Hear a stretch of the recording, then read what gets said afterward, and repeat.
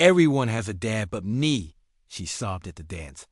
What the millionaire did stunned all no one could have predicted. But before we begin, drop a comment below and let us know where you're watching from. Now, enjoy the story. The crisp autumn. Leaves crunch beneath Richard Montgomery's handcrafted Italian leather shoes as he strolled through Riverside Park, his regular evening. Escape after long hours of corporate meetings and high-stakes decisions. At 40, Rick possessed everything that wealth could provide. A sprawling mansion perched in the hills with a view of the city. A fleet of luxury cars neatly arranged in his 8-car garage. And a business empire that stretched across 3 continents. Yet, despite all of it, there was a hollow space inside him, like the emptiness echoing through a vast cathedral. The setting sun bathed the sky in amber and rose hues, casting elongated shadows across the neatly trimmed lawns. This park had become his retreat, the only place where he could disconnect from the non-stop pressure of Montgomery Industries, the telecommunications empire he had painstakingly built from the ground up after losing his father. Among these towering trees and still ponds, he could almost forget the loneliness that quietly consumed him. As he turned the corner near the old oak tree, his usual stop to check emails in the evening, something different caught his attention. A small figure was curled up on the weathered wooden bench, golden curls glowing in the fading sunlight like threads of gold. She wore the most exquisite pale pink dress he had ever seen, trimmed with delicate lace and decorated with tiny pearl buttons that shimmered as the light dimmed. But despite her lovely appearance, her small frame trembled with soft, heartbreaking cries. Rick slowed down, caught between his sharp instincts as a businessman and an unexpected pull at his heart. How long had it been since he last spoke to? A child? Years? Maybe even decades. His life was surrounded by adults, from executives and attorneys to accountants, all communicating in figures and legal terms. But there was something about this little girl's intense sadness that made him stop in his tracks. "Hey there, sweetheart," he said gently, approaching the bench as carefully as he would approach a frightened animal. His voice, usually assertive, in boardrooms, now came out tender and unsure. "Are you okay? Are you hurt?" The little girl looked up, her tear-streaked cheeks and vivid blue eyes staring at him. Her eyes, filled with sorrow far beyond her age, seemed to carry the weight of the world. She couldn't have been older than 6, yet her expression was too heavy for someone so young. Those eyes stirred something in him, though he couldn't quite recall what. "I'm Emma," she whispered, her voice barely louder than the rustling. "Leaves. And no, I'm not okay. I don't think I ever will be." Rick felt his chest tighten at the hopelessness in her voice. He scanned the park, expecting to see parents anxiously searching for their missing child, but it was strangely silent. "Emma is a lovely name," he said, sitting beside her while keeping a respectful distance. "I'm Rick. Where are your parents, sweetheart? Are you lost? Do you want me to call someone?" Emma shook her head firmly, new tears falling from her eyes. "Mommy's at work. She's always at work. She doesn't know I'm here." She hiccuped as she tried to speak through her sobs. "I walked here from school because I couldn't go home. I just couldn't." "Why couldn't you go home, sweetheart?" Rick asked softly, feeling a strong urge to protect her. "Because tomorrow is the father-daughter dance at school," Emma replied, her voice cracking with every word. "All the other girls get to dance with their dads. Sarah's daddy is teaching her to waltz. Jessica's dad bought her new shoes just for the dance. But She couldn't finish. Her tiny frame collapsed into tears, shaking from the sorrow that overwhelmed her. "I don't have a daddy to dance with," she cried. "I'll be all alone. I'll be the only girl sitting by herself while everyone else dances." Her words hit Rick like a punch to the chest. He looked at this precious, heartbroken little girl in her perfectly chosen dress, clearly picked with so much care and hope, and something shifted inside him. A barrier he had carefully constructed around his emotions years ago began to crack. "Emma," he said softly, his voice thick with emotions long buried, "what if I told you that you don't have to be alone tomorrow? What if I told you that sometimes the most meaningful families aren't the ones we're born into, but the ones we choose for ourselves? Emma's eyes widened, a flicker of hope lighting them like a tiny candle in the dark. What do you mean, Mr. Rick? Rick smiled, and, for the first time in years, it wasn't a polite or practiced smile. It was real. It even reached his eyes, softening his stern features and making him appear younger and more open. Would you like me to be your dance partner tomorrow? I may not be your father, but I'd be honored to dance with such a brave and beautiful little girl. Emma's jaw dropped in disbelief. You ... You do that for me, but you don't even know me. Sometimes, Rick replied, surprised by his own words. The heart understands things the mind hasn't figured out yet. But as those words escaped his mouth, and as he watched the flicker of hope brighten Emma's tear-stained face, Rick had no idea that this small act of kindness was about to open the door to a mystery that had been hidden for 28 years. He had no clue that the little girl sitting next to him held the missing piece to a pain he believed had ruined him forever. And he certainly couldn't have imagined that by tomorrow night, everything he believed about his life would be completely turned around. The modest apartment building looked nothing like Rick's usual surroundings as he walked Emma up to the 3rd floor. The faded green walls had likely once been cheerful, but now looked dull and worn. The carpet was threadbare from years of use. Rick noticed the peeling paint near the stairwell and the flickering light that threw strange shadows across the narrow hallway. Emma's small hand clutched his, so delicate and trusting it made Rick's chest tighten with a feeling he couldn't name. Mommy works really hard, Emma whispered as they reached apartment 3B, her voice holding the maturity no 6-year-old should need to carry.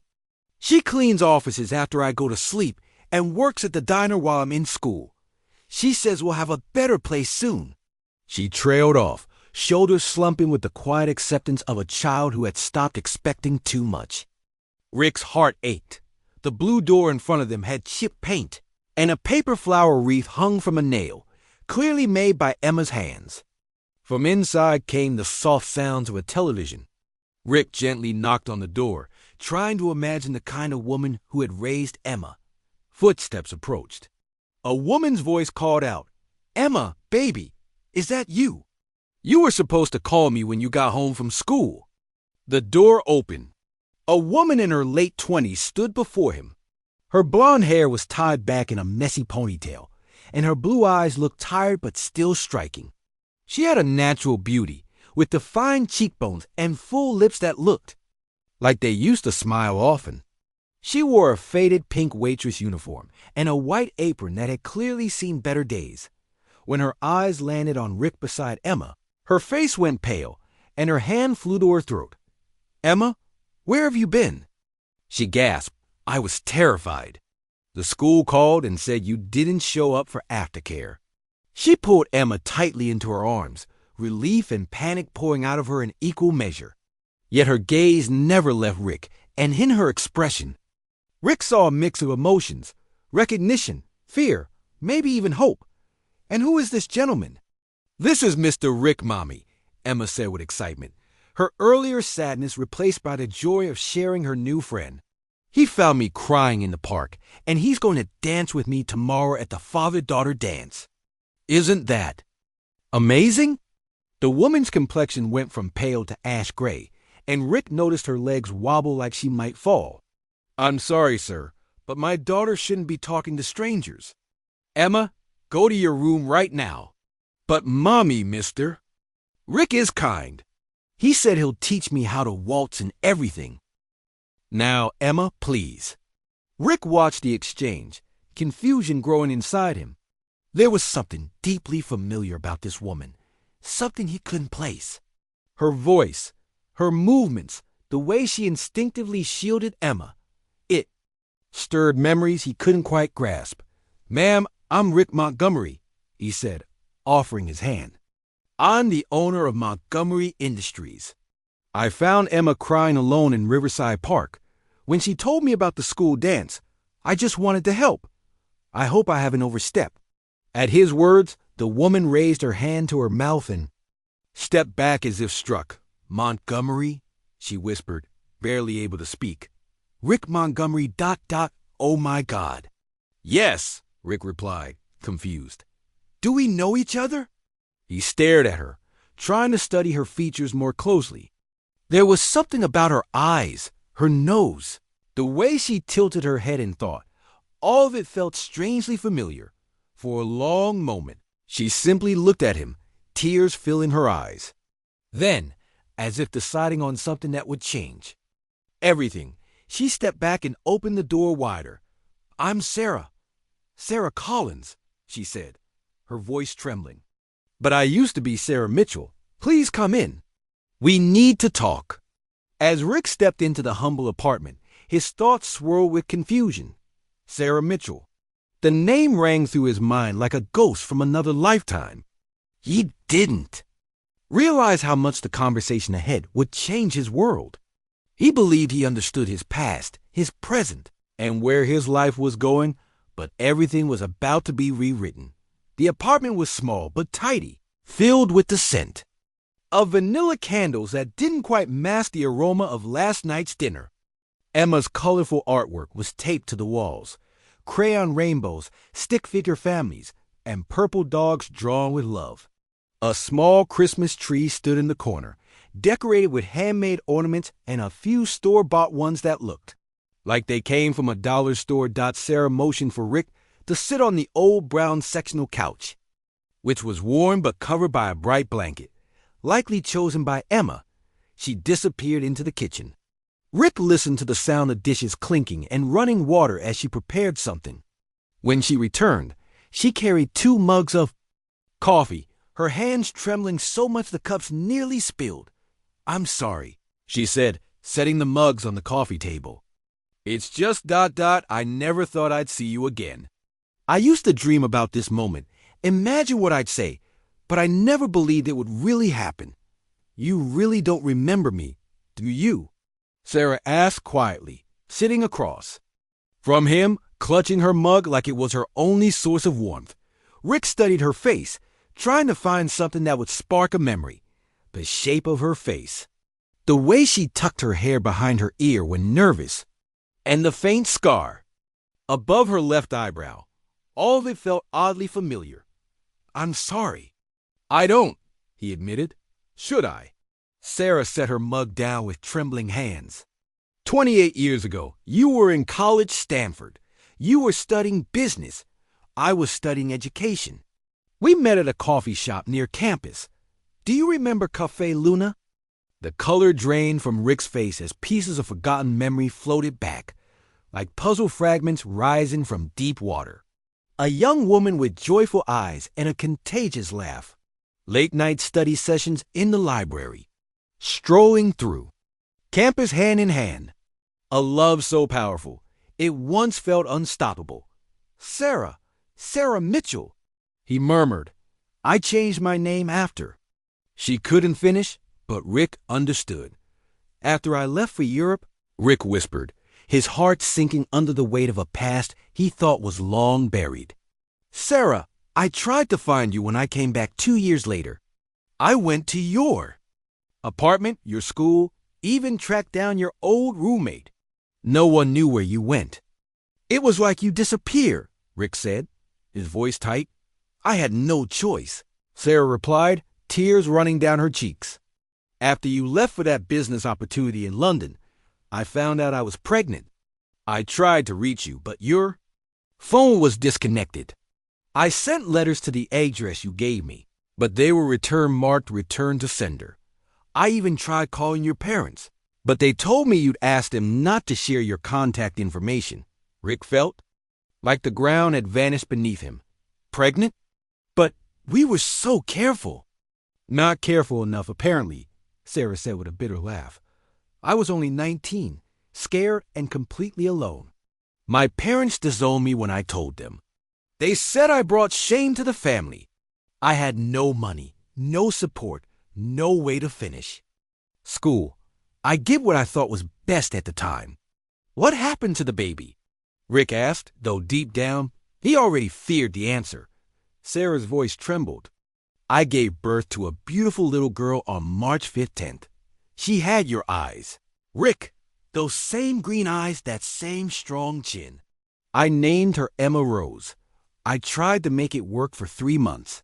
But I was working 3 jobs to survive, sleeping, in shelters, trying to stay in school. I couldn't give her the life she deserved.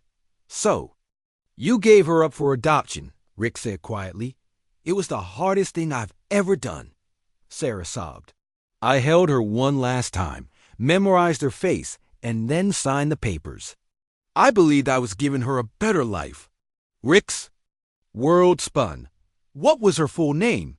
Emma Rose Montgomery.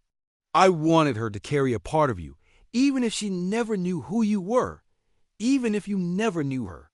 The truth struck Rick like lightning. The little girl in the pink dress, the child who had instantly touched his heart, was his own daughter, a daughter he never knew he had. The next morning, Rick walked into Emma's school with his heart pounding and his mind racing from a night filled with revelations. He and Sarah had spent hours talking, trying to piece together the 28 years they had lost.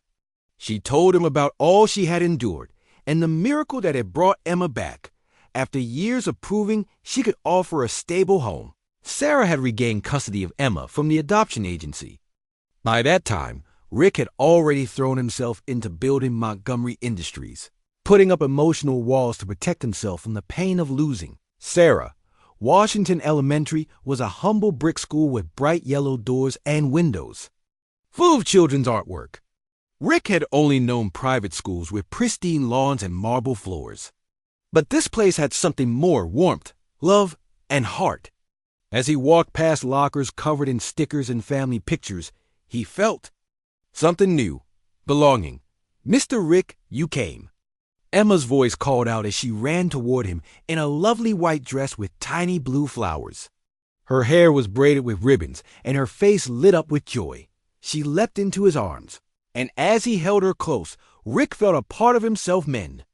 A part he hadn't even realized was broken. "I promised, didn't I?" he said, lifting her and spinning her gently. Several children paused to look, and Rick noticed a few fathers watching him with curious expressions. "Are you ready for our dance, sweetheart?" Emma nodded eagerly. Then her face turned serious.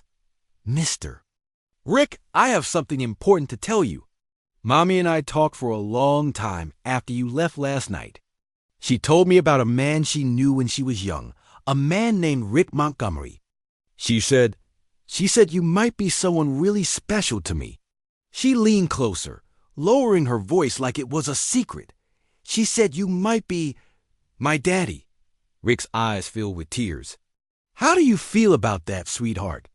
Emma's smile was like sunlight after a storm. "I've always wished for a daddy, someone who'd love me, dance with me, and read me bedtime stories. And yesterday, when you sat with me on that bench and didn't walk away, I felt like maybe my wish was coming true." "Emma," Rick said, kneeling down so he could look directly into her eyes, "I want you to know that no matter what happens, you'll never be alone again. I promise you that, with all my heart." The school gym had been transformed into a fairy tale ballroom. Twinkling lights hung from the ceiling, soft music played from hidden speakers, and paper flowers surrounded the room. Tables draped in pink tablecloths held bowls of punch and trays of cookies. A photographer moved through the crowd, snapping photos of precious memories. Rick led Emma onto the dance floor, noticing some fathers glance their way with curiosity. But all he could see was a little girl beside him, her hand resting on his shoulder, her heartbeat against his chest, as they danced to the soft rhythm of "The Way You Look Tonight." "You're a natural dancer," Rick whispered. Emma beamed. "I practiced last night in my room. I put on my dress and danced with my teddy bear. I wanted to be good enough to make you proud." "Emma," Rick said, voice trembling with emotion, "you already make me proud. You're the bravest, most amazing, beautiful little girl I've ever known." But as they danced, Rick noticed something that sent a chill down his spine. Across the gym, partially hidden behind a pillar wrapped in streamers, A man in a dark suit was watching them. The man's face was disturbingly familiar. And in that moment, Rick sensed that his perfect night was about to fall apart. The man moved closer, weaving through the dancing families with a predator's calm. Rick instinctively pulled Emma closer, alarms ringing in his mind.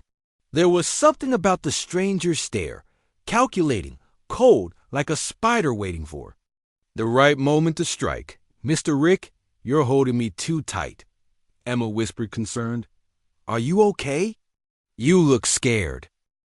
Rick forced himself to ease up, though his eyes never left the man. "Sorry, sweetheart. I just want to keep you safe.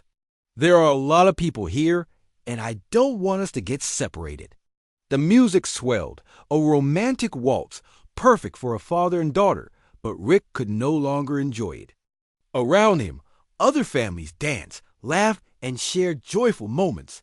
One dad twirled his daughter. Another laughed as his little girl stood on his shoes. Rick bent down. "Emma, I need you to do something for me, okay?" She looked up, worried. "Are we in trouble? Did I do something bad?" "No, baby. You didn't do anything wrong. You're perfect. I just need to make sure you're safe. If anything happens, if someone tries to talk to you or take you, I want you to run straight to your teacher, Mrs. Patterson. Can you do that?" Emma's eyes grew wide. "Okay." The man was now heading directly toward them. And as he got closer, Rick's stomach dropped. Marcus Blackwood, a rival Rick had fought for years, someone who'd done everything to bring down Montgomery Industries. They had attended Harvard together, battled over internships and jobs, always competing. Over time, their rivalry had turned venomous. Well, Marcus said as he approached, his voice smooth but laced with menace. "Rick Montgomery playing daddy. How touching." Rick stepped in front of Emma, blocking Marcus from getting any closer. His protective instincts were fully awake. "What do you want, Blackwood? And how did you know I was here?" "I want what's mine," Marcus replied, his smile as cold as ice. "You see, Rick, I've been keeping an eye on you for a long time.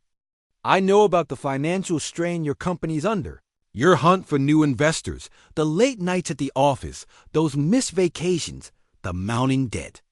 And I know about this little girl." "Leave her out of this," Rick growled, his tone sharp and threatening. "But she's the center of it all," Marcus continued, clearly enjoying Rick's rising tension. "You see, the adoption agency that handled Emma's case 28 years ago, I own it now. I've been following her for years, watching her mother fight to survive, waiting for just the right moment to strike." Emma clung tighter to Rick, sensing the danger even though she couldn't fully understand it. "Mr. Rick, I'm scared." "Who is this man?" "It's okay, sweetheart. I won't let anything happen to you."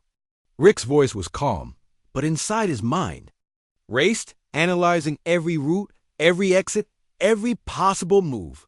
Marcus laughed, a harsh, sharp sound.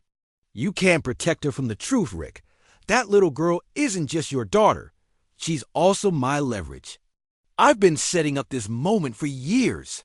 I knew if I could bring you and Emma together, I could break you both."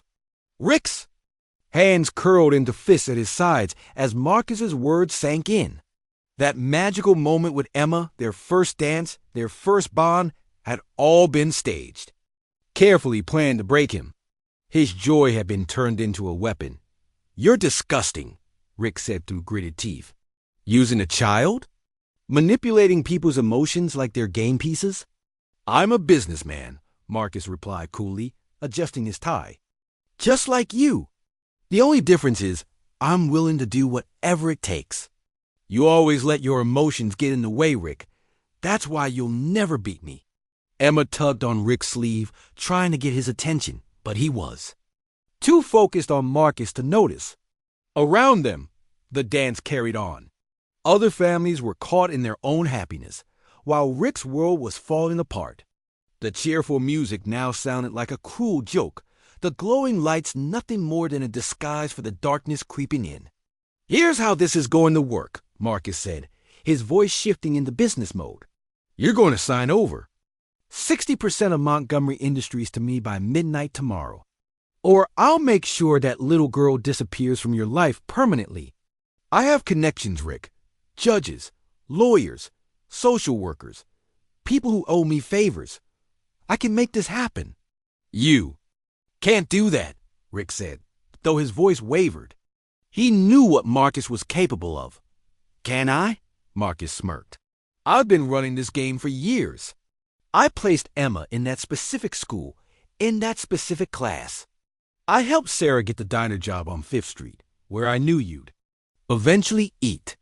I even arranged for the park to become her favorite place to walk home. Everything, every piece of this was me. Rick's stomach turned. You planned every part of this? Every single one, Marcus said proudly, from Emma's school to the park where you met her. I've been pulling the strings from the very beginning, and now I have you exactly where I want you. But why? Rick asked. Why use a child in something so twisted?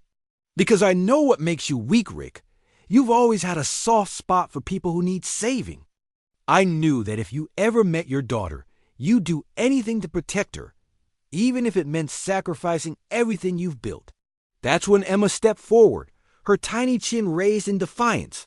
You're a bad man, she said loudly. Her voice echoed across the gymnasium. And I know something you don't. Marcus raised an eyebrow in amusement. Oh? And what's that, little girl? Emma smiled, and in her expression, Rick saw a flash of his own cleverness. I know you're not as smart as you think, she said. Because while you were threatening my daddy, I was recording everything on his phone. Rick looked down in surprise. Emma held up his smartphone, showing the recording app running on screen. When did you? He asked, stunned. When you were hugging me tight and looked scared, Emma said proudly. Mommy taught me about danger. She said if someone tried to hurt me or scare me, I should record them. Marcus's face went pale, then turned red with rage. You little brat! I wouldn't finish that sentence if I were you, Rick warned, pulling Emma close. Because now I have everything I need to destroy you: extortion, conspiracy, child endangerment. The FBI will love this. But Marcus's expression changed, no longer angry, but cold and chilling. You think you've won, he whispered, stepping closer. You think one recording is enough? This is only the beginning, Rick. That was just the trigger. Now you've set off the real plan, the nuclear option. With that, Marcus turned and disappeared into the crowd of dancing families, leaving Rick staring after him, heart pounding. He looked down at Emma, who clutched his hand tightly. There was wisdom in her eyes now, far beyond her years. Mr. Rick, are we going to be okay? Are you really my daddy? Rick hugged her close, breathing in her scent, feeling her heartbeat against his chest. We're going to be more than okay, sweetheart. We're going to be a family. And I promise, no one will ever hurt you again. But deep down, even as he spoke those comforting words, Rick knew the fight wasn't over. Their battle with Marcus Blackwood had just begun, and the worst might still be waiting. The next morning, Rick sat in his corner office on the 45th floor of Montgomery Tower, staring at the city skyline. It used to symbolize everything he'd accomplished. Now it felt like a hollow monument to everything he stood to lose. The glass walls that once gave him a sense of power now seemed fragile. Like they could shatter at any moment. His legal team buzzed around him, voices filled with urgency, but Rick barely heard them. Emma's recording played on loop through the speaker system. Her voice, calm, clear, and courageous, filled the room as she exposed Marcus's threats. Rick felt immense pride. His 6-year-old daughter had shown more strength and quick thinking than most grown adults. This is solid, said Jennifer Walsh, his head lawyer and longtime friend. A sharp, no-nonsense woman in her 50s, she'd helped Rick build Montgomery Industries from the ground up. We've got him on extortion, conspiracy, and child endangerment. The district attorney is going to love this case. We could have him arrested by the end of the day. But Rick didn't feel triumphant. He kept thinking about Marcus's last words. They were too calm, too confident. He had known the possibility of being recorded, and he didn't seem to care. "Jennifer," Rick said, his voice tense, "I need you to dig deeper." Marcus said this was just the beginning. "He's hiding something else. I want to know what he meant. I want to know what's coming." Jennifer looked up from her notes, her face serious. "I've been thinking the same thing. Marcus Blackwood doesn't take risks unless he's holding a stacked hand. If he lets you see that card, it means he's got more and worse, still hidden." Before she could say anything more, Rick's secretary suddenly burst through the door. In all her 20 years working for him, Margaret had never once entered without knocking. Her face was pale. Her calm professional appearance had been completely shattered. "Mr. Montgomery, the federal agents, they're on their way up. There, in the elevator right now. They want to speak with you about financial irregularities in your company." Rick felt his blood run cold. "What kind of irregularities?" "They mentioned embezzlement, sir. They've got warrants. There, already searching the building." Rick looked over at Jennifer, who was already grabbing papers and preparing for the worst. "This is it?" he said grimly. This was Marcus's real move. Almost on cue, the office door opened and 3 FBI agents stepped in, their faces serious and controlled. Their expressions were the kind that had ended careers and shattered lives. The lead agent, a woman with silver-streaked hair and piercing eyes that missed nothing, stepped forward with calm authority. "Mr. Montgomery, I'm Agent Sandra Martinez. We have evidence that you've been funneling money from your company's charitable foundation, specifically funds meant for children's programs." She held up a thick folder full of paperwork. "We have search warrants for this building and an arrest warrant for you." Rick felt the room spin around him. "That's not possible. I've never taken a single cent from that foundation. I've donated millions of my own money to it. We have bank statements, transfer records, and witness testimonies that say otherwise," Agent Martinez said. Her voice was firm, but not cruel. "The documents show that over the past 5 years, you've redirected more than $2 million from the Montgomery Foundation into your personal accounts. We also have employees who say you pressured them into altering records." "This is a setup," Rick said, voice shaking with anger and disbelief. "Marcus Blackwood is behind this. He's doing all this because I wouldn't give him control of my company. He's been setting this up for years." Agent Martinez exchanged glances with the others. "Sir, we understand this is upsetting, but we must act on the evidence. You'll need to come with us for questioning." Jennifer stepped forward. "I'm Mr. Montgomery's attorney. I'll need to review those warrants and all supporting documentation." As Agent Martinez began reading Rick his rights, his thoughts raced. Marcus had planned every step, first using Emma to get close, then building a trap so intricate and convincing it had brought federal agents to his office. But what Rick couldn't understand was why Marcus would go to such lengths. What had Rick done to deserve this level of calculated destruction? "Wait," Rick said suddenly, interrupting the reading of his rights. "I need to make one phone call. I have a 6-year-old daughter depending on me. If I'm arrested, she's left unprotected." Agent Martinez's sharp demeanor softened slightly. Rick saw a flicker of compassion in her eyes. "You can make the call at the station, Mr. Montgomery," she said gently. "But we have to leave now. The media already knows, and it's best if we go quietly." As they let him out in handcuffs, Rick glanced across the street and spotted Marcus Blackwood standing behind the window of a coffee shop, the same one they had visited back at Harvard. Marcus was smiling, and this time it wasn't a practiced or polite smile. It was real, pure satisfaction. That's when Rick fully realized the horror of it all. This was exactly what Marcus had wanted, to remove him, disgrace him, and leave Emma vulnerable. With Rick behind bars, Sarah would have no choice but to turn to the only man who had any control left, Marcus. The handcuffs felt cold against Rick's wrists as they guided him toward the elevator. Everything he had built, his company, his reputation, his freedom was crumbling. But the worst part wasn't losing his success. It was knowing that Emma was somewhere out there, believing in him, depending on him, while he was powerless to protect her. Back at the apartment, Sarah Collins had never felt more terrified. She stood in her small kitchen, hands shaking as she poured coffee she wouldn't drink, her eyes locked on the morning news. Every channel had the same breaking story: the arrest of Rick Montgomery.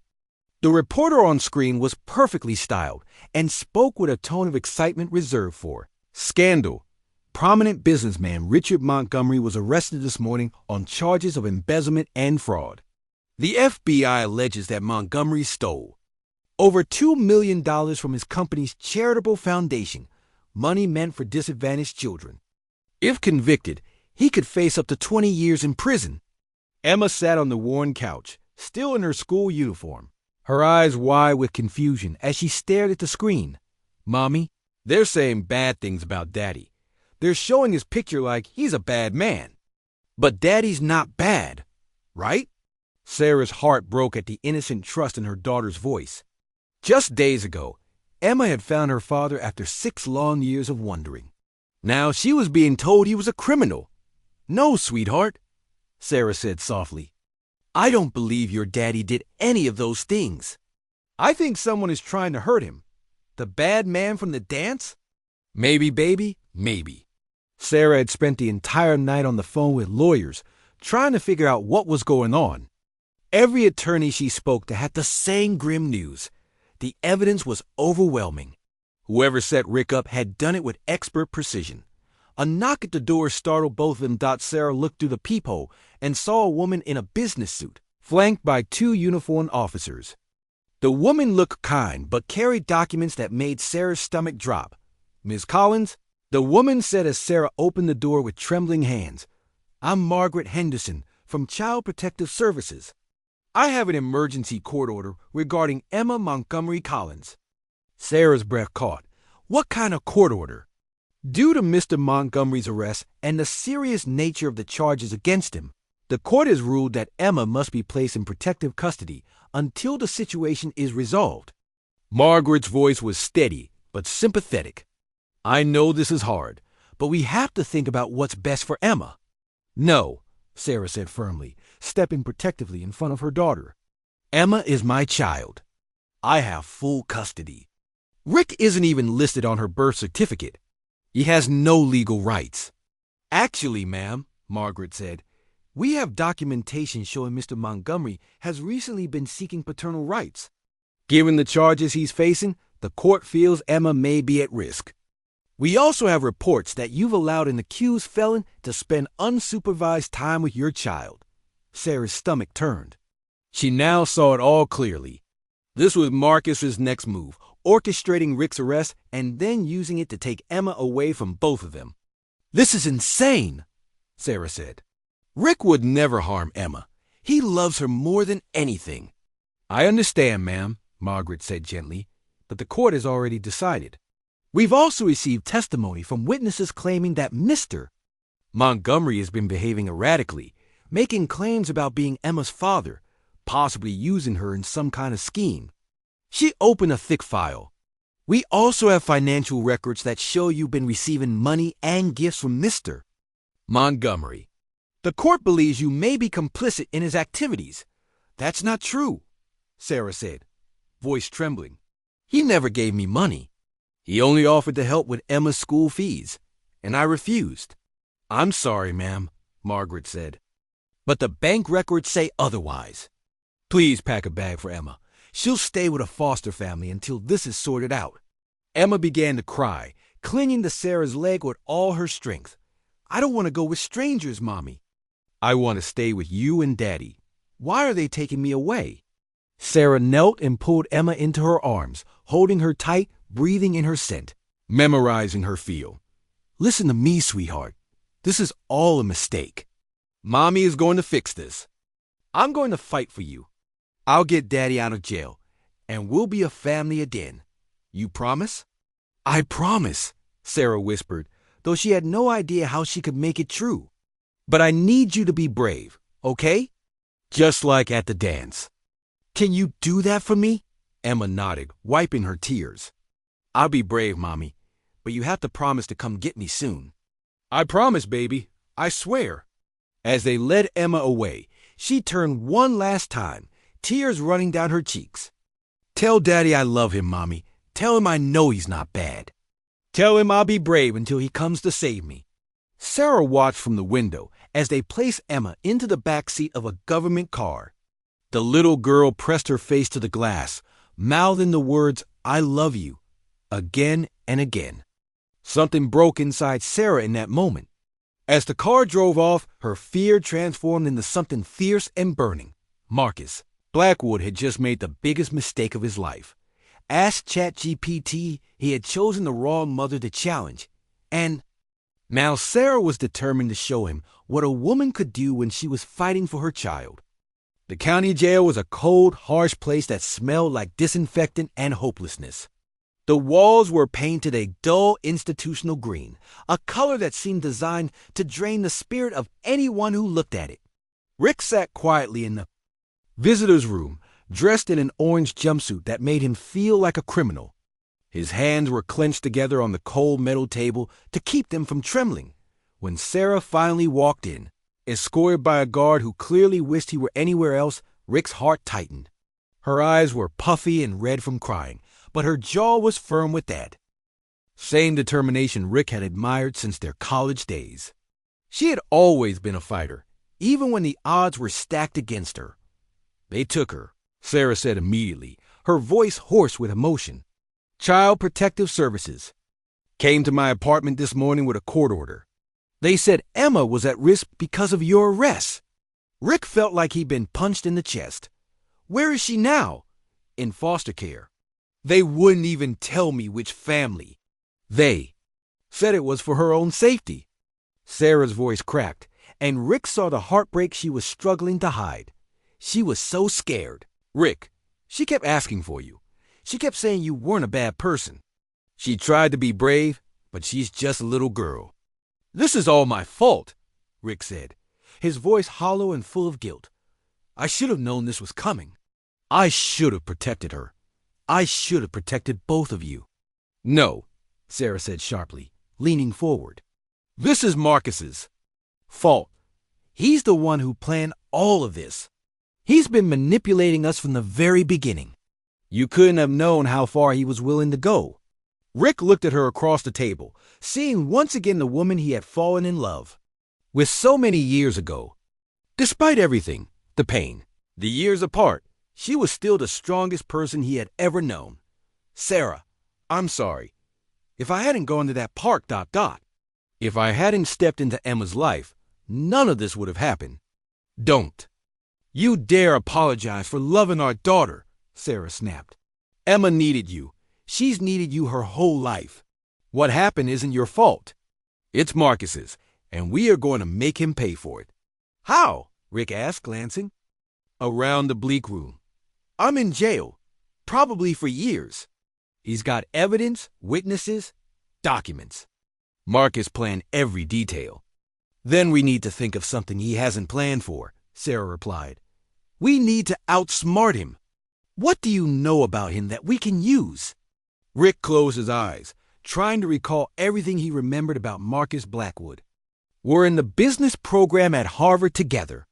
Both of us were ambitious, determined. But Marcus, he was different.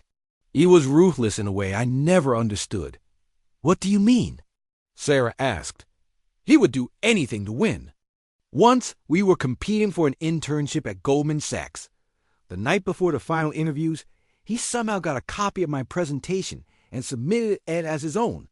When I confronted him, he just smiled and said, "Business is war. And in war, there are no rules." Sarah's eyes narrowed. He's lived by that idea his whole life. There's something else I never told you, she said. After you left for London, Marcus came to see me. He knew I was pregnant. He offered to help. He said he'd marry me and raise the baby as his own. What did you say to him? I told him no, Sarah said firmly. I told him I'd rather go through it alone than be with someone I didn't love. How did he take it? Not. Well, he said I'd regret it, that someday I'd come crawling back to him. He said he'd wait, no matter how long it took. Rick felt it all falling into place. This isn't just about business. It's about you. He's still obsessed. With you, Emma represents everything he couldn't have: our love, our child, our life. Then we'll use that against him, Sarah said, her voice taking on a sharp, strategic tone, the same brilliance Rick remembered from the woman who graduated summa cum laude. If he wants me, maybe we can negotiate. Maybe we can make a deal. No, Rick said instantly, his protective instincts flaring. I won't let you sacrifice yourself. There has to be another way. Sarah gave him a soft, sad smile, the same one she had worn years ago, the day she made the impossible choice to give up Emma.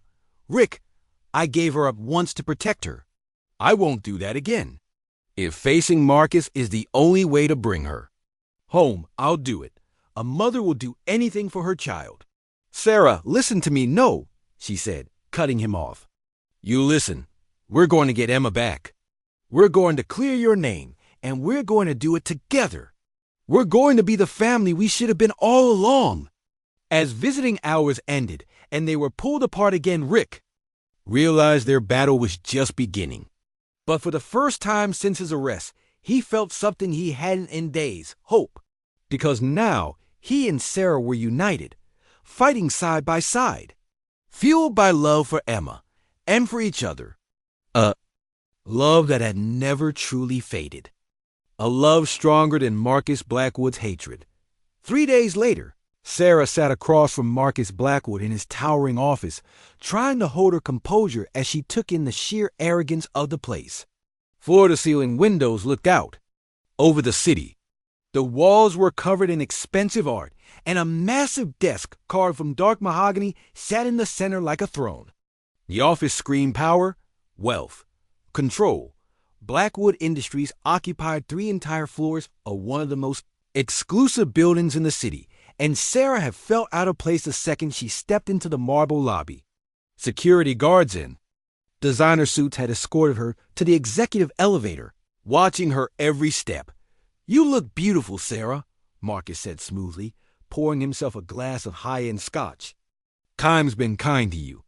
You're even more stunning than you were in college. Sarah fought the urge to recoil from his gaze. The way he looked at her, like a predator circling his prey, made her skin crawl. Where is Emma? She asked sharply. I know you're behind all of this. The arrest? The custody order. It's all you're doing. Marcus smiled, but it never reached his eyes. Straight to the point. That's what I always liked about you. No pretending. Very well. Emma is safe. She's with a lovely family. Friends. Of mine, actually. They owe me a few favors. What do you want? The same thing I've always wanted, Marcus said, rising from his chair and walking to the window. Below, the city buzzed with millions of lives, unaware of the high stakes. Confrontation taking place above them. You, he said. I've spent 28 years building my empire, becoming rich and powerful, all so that one day you'd see you made the wrong choice, that you should have chosen me, not Rick. You're insane, Sarah snapped. You ruined Rick's life. You scared my daughter, all because of some twisted fantasy? Love, Marcus corrected, turning back toward her. I call it love, and it's finally about to pay off. I've been patient. I've watched you struggle, watched you sacrifice everything for Emma, and now it's time for me to save you. Save me from what? From poverty, from exhaustion, from the choices you made when you were too young to know better. Marcus walked back to his desk and pulled out a folder. I know everything about you, Sarah. Your bank account, your credit, your job history. I know you skipped doctor appointments because you can't afford them. I know you bought Emma's clothes from thrift stores. Sarah's face flushed with humiliation and fury. How dare you? I dare because I care, Marcus replied. Because I can fix all of it. Here's the deal. Marry me, and I'll make all of Rick's problems disappear. Emma will be returned to you, and the 3 of us can be a family. I'll adopt Emma as my own. Give her my name. Send her to the best schools money can buy. I'd rather die. Marcus's face darkened, and for a split second, Sarah saw the real man hiding beneath the polished surface. That can be arranged, he said coldly. But think about Emma, Sarah.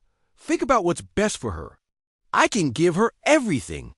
The finest schools, top-tier clothing, private tutors, music lessons, dance classes, a life filled with luxury and opportunity. What can you give? Her, a tiny apartment and a mother working 3 jobs just to make rent? I can give her love, Sarah said firmly. Something you'll never understand. Love doesn't pay for college, Marcus replied sharply. Love doesn't cover medical bills. It doesn't protect her from how cruel the world can be, but my money can. And if you turn down my generous offer, I'll make sure both you and Rick spend the rest of your lives behind bars. Sarah's heart sank. You're lying. Am I? Marcus said with a cold smirk. I have evidence showing you were part of Rick's embezzlement scheme. Witnesses ready to testify that you knew about the illegal activity, that you even benefited from it. I have bank records showing mysterious deposits into your account. That's not possible. Rick never gave me money. Didn't he? Marcus leaned forward. Check your bank account, Sarah. You'll see several deposits from the past. Month. Money traced back to the Montgomery Foundation. Money that was meant to help underprivileged children. Sarah's mind spun. She hadn't checked her account in days. Could it be true? You planted evidence. I created evidence, Marcus corrected smugly. I have judges, prosecutors, even police officers on my payroll. I can make the truth. Say whatever I wanted to say. Then Sarah heard a sound that made her blood run cold, a child's laugh coming from another room. It was Emma. That was her laugh, unmistakable and heartbreaking. Emma, she whispered. Marcus smiled proudly. She's here, Sarah. She's been here the entire time. She's been playing in my game room, eating ice cream, watching cartoons on a screen bigger than your entire living room.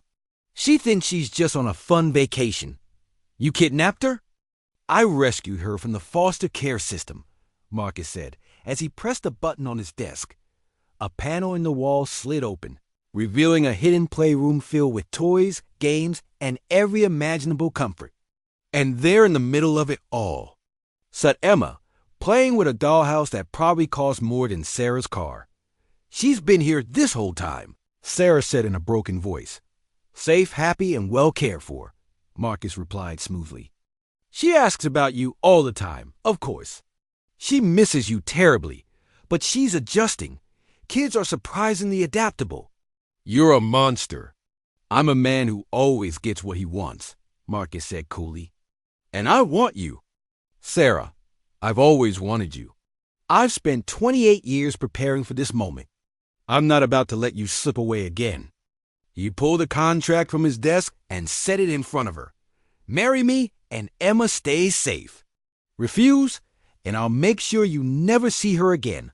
I have powerful friends in family court. I can have her placed with a family on the other side of the country, people who won't let you speak to her or even know where she is. But while Marcus delivered his threats, neither of them noticed a small figure hidden behind the office door. Listening to every word, Emma had heard everything, and the brave little girl who once recorded the bad man's threats was about to show just how smart and fearless she truly was. Emma Montgomery had learned a lot about adults over the past week. She had learned they could lie while smiling, that they could hurt the very people they were supposed to protect, and that sometimes it was the children who had to protect the adults instead. But she also learned something about herself. That she was stronger and more clever than anyone had ever believed. For 3 days, Emma had been living in Marcus's mansion. While he had been kind to her, offering expensive toys, fancy meals, and a princess-like bedroom, she sensed something wasn't right. The way he spoke about her mother when he thought she wasn't listening, the way his smile always felt fake, the secret phone calls he made at night, all of it felt wrong. The mansion felt less like a magical place and more like a prison in disguise. Every door was locked. Every window had alarms. The staff smiled at her, but watched her closely. Emma had tried calling her mother several times, but the house phones blocked all outgoing calls. She had asked to go home, but Marcus always had. Excuses. Your mommy is busy, or we're just waiting on the lawyers. But Emma wasn't fooled. She was Rick Montgomery's daughter. And like her father, she saw through lies. She had been observing, listening, and planning. And now, after hiding behind the door and hearing everything Marcus had said, she knew exactly what was happening. He had taken her from her parents. He had lied to the police. And now he was trying to force her mother to marry him. Emma was only 6 years old, but she knew what she had to do. While Sarah and Marcus continued talking, Emma quietly slipped back into the game room. Marcus had given her an iPad to play with, and though she used it to watch videos and play games, she had also been exploring it, and she had discovered something important. The iPad wasn't just on Wi-Fi. It had cellular data, with a determined look in her eyes. Emma opened the video camera app and began to record. "My name is Emma Montgomery," she whispered into the camera, her voice calm and steady. "I'm 6 years old, and I'm trapped in a bad man's house. His name is Marcus Blackwood. He took me away from my mommy and daddy. He lied to the police to hurt my daddy. And now he's trying to force my mommy to marry him by threatening to hurt me." She paused, collecting her thoughts. "Mr. Marcus thinks I don't understand what's happening, but I do. He's a bad man who gets what he wants by scaring people, and I'm going to help stop him." Emma did something her father would have been incredibly proud of. She began gathering evidence. She used the iPad to take pictures of documents lying on Marcus's desk, to record conversations she overheard through the walls, and to collect anything that could prove what he had done. She moved carefully and quietly, mimicking what she had seen her father do when working. She was focused, precise, just like Rick. But her most important discovery came when she found Marcus's private study. Emma had been sneaking around the house while pretending to nap. And that's when she realized one of the bookshelves hid a secret door. Inside, the room was filled with files, pictures, and papers. The walls were covered in old photographs of her mother from college, some clearly taken without her knowing. There were letters Rick had sent to Sarah that had never been delivered, timelines of Sarah's life, and even baby pictures of Emma. In the middle of the room sat a large folder marked Project Sarah. Emma opened it carefully. Inside were blueprints for everything that happened, where she had been enrolled in school, where Sarah worked, even detailed steps of Rick's arrest. There were personality profiles, financial documents, and what looked like a 20-year plan to destroy Rick's life and win Sarah back. Emma took photos of every page, her tiny hands steady as she worked. But as she finished, she noticed something even scarier: files about other people who had stood in Marcus's way. There were notes about accidents and people who had mysteriously vanished. Emma's stomach turned. One paper stood out. It was titled Final Phase. It described Marcus's plan not just to force Sarah into marriage, but also to remove Rick permanently. Emma couldn't understand all the words, but she understood enough to know her father's life was in danger. Just as she snapped a picture of the last page, she heard footsteps in the hallway. Marcus was coming. If he found her in his secret study, she didn't know what he'd do. Quickly, Emma returned everything exactly as she had found it and sprinted quietly back to the game room, her heart pounding. In her chest. She now had the evidence that could stop Marcus. But the next step was the hardest. She had to figure out how to get it to the people who could save her parents. That's when Emma remembered something her teacher, Mrs. Patterson, had taught the class about internet safety and emergencies. She had shown them how to get help if they were ever in danger and couldn't call 911. Emma had never sent an email before, but she was smart and more determined than ever to save her family. As Marcus walked into the game room with his usual fake smile, asking if she wanted ice cream for dinner, Emma was already planning what she would write. She'd wait until he was asleep. Then, she'd send the message that would change everything, because Emma Montgomery was her father's daughter, full of courage, cleverness, and a fierce love for her family. The bad man had underestimated her. And now he was about to learn that even the smallest person in the room could be the most powerful. Emma smiled sweetly at Marcus and said she'd love some ice cream, all while preparing the mood that would bring his entire world crashing down. At 2:47 a.m., Emma sat in the darkness of her fancy prison, the soft glow of the iPad lighting up her small face. The mansion was silent, except for the hum of the security systems and the distant sound of Marcus snoring in his room down the hall. She had waited for hours, staying awake through fear and exhaustion, because she knew everything depended on what she did next. Her fingers moved carefully as she typed the most important message of her life. Dear FBI, my name is Emma Montgomery, and I am 6 years old.